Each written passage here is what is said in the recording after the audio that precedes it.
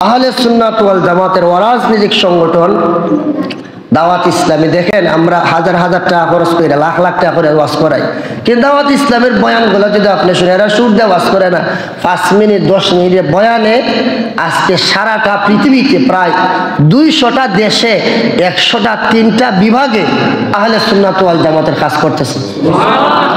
উনাকে না দেখে হাজার হাজার নওজোয়ান পাগল হয়ে যাচ্ছে, নামাজি হচ্ছে, কোরআন তেলাওয়াত করছে।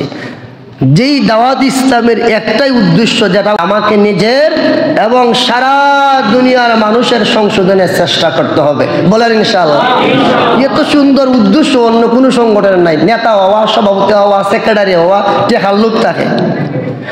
অথচ আজকে পৃথিবীতে 18,000 মসজিদ মাদ্রাসা বানাইছেন আমির আহলে সুন্নাত, একটা প্রতিষ্ঠান ওনার নামে নাই, সব আমার নবীজির মদিনা শরীফের নামে। আমাদের একটা বড় স্বপ্ন ছিল সুন্নি জামাতের বড় একটা ইজতেমা হইতো।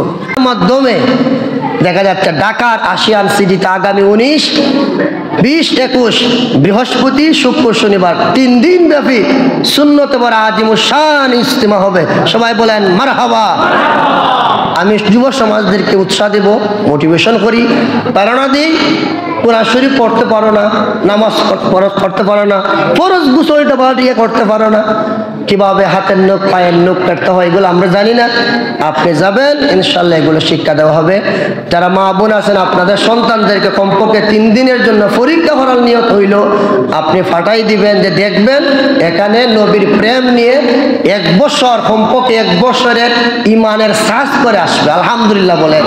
লক্ষ লক্ষ মানুষ সমাগত হবে, তাহাজ্জুদ হবে, ইশরাক চাষ হবে, সবাই সম্মিলিত কণ্ঠে লক্ষ লক্ষ মানুষ হবে। আমি সকলকে দাওয়াত দিচ্ছি। আলামিন ভাই আছে, মনির ভাই আছে, যারা আছে এলাকার মধ্যে কাজ করেন, একটা বাস যাবে আপনাদের এলাকাতেই, যাতে একটা বাস যায়, সকলকে দাওয়াত দিচ্ছি। আমার মা বোন আপনাদের সন্তানকে 19, 20, 21 বৃহস্পতি, শুক্র, শনিবার ইজতেমাতে পাঠাবেন। সকল